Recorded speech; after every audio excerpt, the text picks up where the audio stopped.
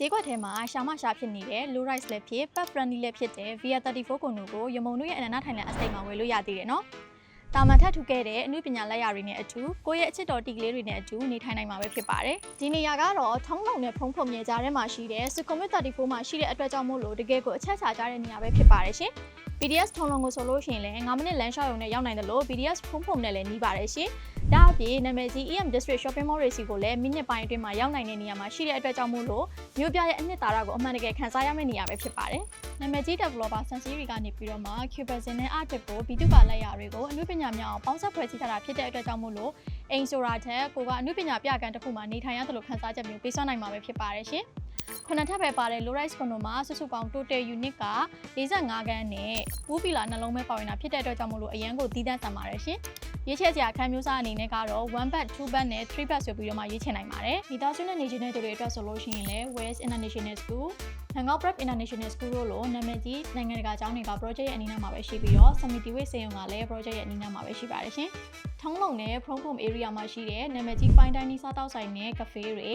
night market တွေဆိုလို့ရှိရင်လည်းအလွယ်တကူသွားလာနိုင်တဲ့နေရာမှာတည်ရှိပါတယ်ရှင်။ VR34 ရဲ့ထူးခြားချက်ကတော့45 unit ပဲရှိတဲ့အဆောက်အဦမှာကားပါကင် area က85နေရာပါဝင်တာဖြစ်တဲ့အတွက်ကြောင့်မို့လို့ကားပါကင်အတွက်လုံးဝစိတ်ကူစရာမလိုတာပဲဖြစ်ပါတယ်ရှင်။ facility တွေအနေနဲ့ကတော့ gallery lobby, swimming pool, fitness room နဲ့ EV charger တွေအပြင်အချစ်တော်တီကလေးတွေအတွက်ပတ်ရတွေကိုပါထည့်သွင်းပေးထားပါတယ်ရှင်။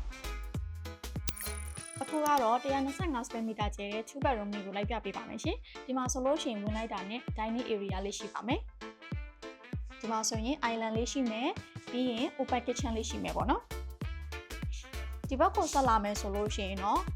living room area လေးရှိပါမယ်။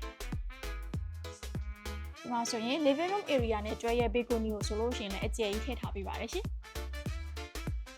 ဒီမှာဟိုဘက်ကိုလိုက်ပြပေးမယ်နော်။ဒါလေးကတော့ common bathroom လေးပဲဖြစ်ပါတယ်။ပြီးရင်ဒီမှာဆိုလို့ရှိရင် washing machine ထားလို့ရမယ့်အခန်းလေးတွေရှိတယ်။ပြီးရင်တော့ဒါဒီဘက်ကအိတ်ခန်းနေပေါ့နော်။အိတ်ခန်းနဲ့ living room area ကိုဆိုလို့ရှိရင်လည်းအခုလိုမျိုး slide door လေးနဲ့ချပေးထားပါတယ်။ဒီမှာဆိုရင်ဒါ shoe cabinet တွေထည့်ထားပေးပါတယ်ရှင်။ဒီဘက်မှာဆိုလို့ရှိရင်တော့ရမုံတို့အိတ်ခန်းတစ်ခန်းရှိပါမယ်။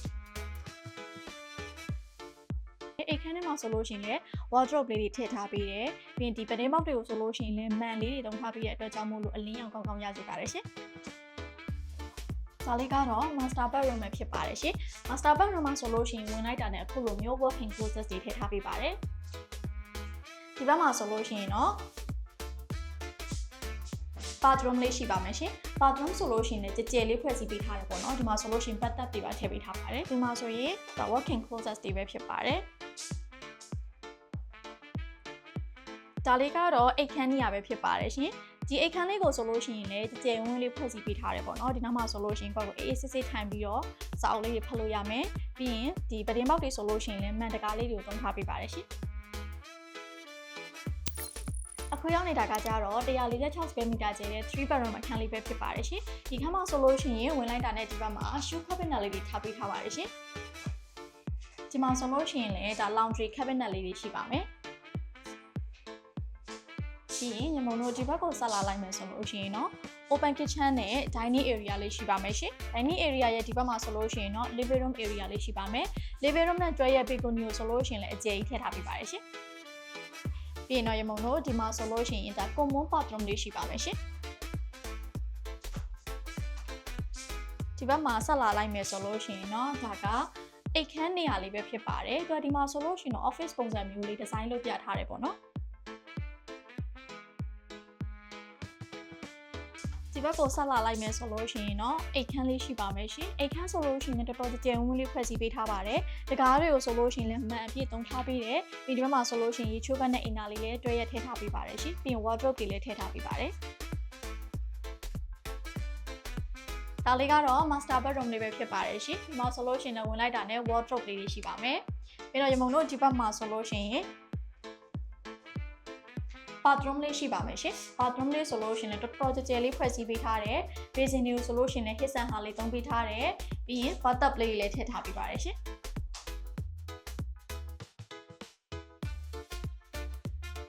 ပြီးရင်တော့ဒါလေးကတော့အိတ်ခန်းနေရာလေးပဲဖြစ်ပါတယ်ရှင်။ ဆိုတော့ဒီမှာဆိုလို့ရှိရင်ကိုယ့်ရဲ့အိတ်ခန်းထဲမှာပဲ living room အသေးလေးဖွဲ့စည်းပြထားပါတယ်ရှင်ဒီဘက်မှာဆိုလို့ရှိရင်လည်း dressing table လေးတွေ wardrobe လေးတွေထည့်ထားပေးပါတယ်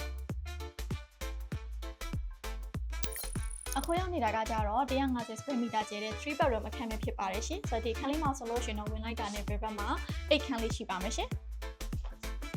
အိတ်ခန်းဆိုလို့ရှိရင်လည်းတော်တော်ကြဲဝန်းလေးဖွဲ့စည်းပေးထားတယ်ပေါ့နော်ဒီဘက်မှာဆိုလို့ရှိရင် dressing table တွေ wardrobe တွေရှိမယ်ပြီးတော့ရင်ရေချိုးခန်းနဲ့အိမ်သားကိုဆိုလို့ရှိရင်လည်းအိတ်ခန်းနဲ့တွဲရထည့်ထားပေးပါတယ်ရှင်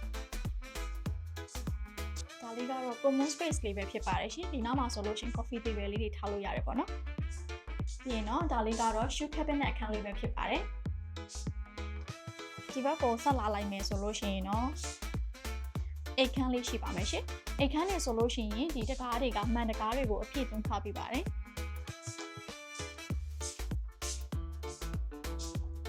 ဒီမုံတို့ဒီမှာဆိုလို့ရှိရင်လည်းပစ္စည်းတွေထားလို့ရမယ် cabinet တွေအပြည့်ထည့်ထားပေးပါတယ်ရှင်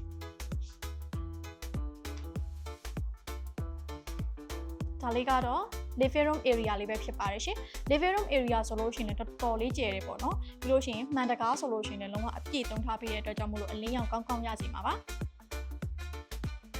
ဒီမှာဆိုလို့ရှိရင်လူ9ယောက်6ယောက်လောက်ကြဲဝင်စားလို့ရမယ် dining area လေးရှိပါမယ်ရှင်ဒီဘက်မှာဆိုလို့ရှိရင်တော့ open kitchen လေးရှိပါမယ်ရှင် open kitchen မှာဆိုလို့ရှိရင်ဒီလိုမျိုး mini bar counter လေးတွေလည်းထည့်ထားပေးပါတယ်ဒီဘက်မှာဆိုလို့ရှိရင်တော့ရမုံတို့ common bathroom လေးဖြစ်ပါတယ်ရှင်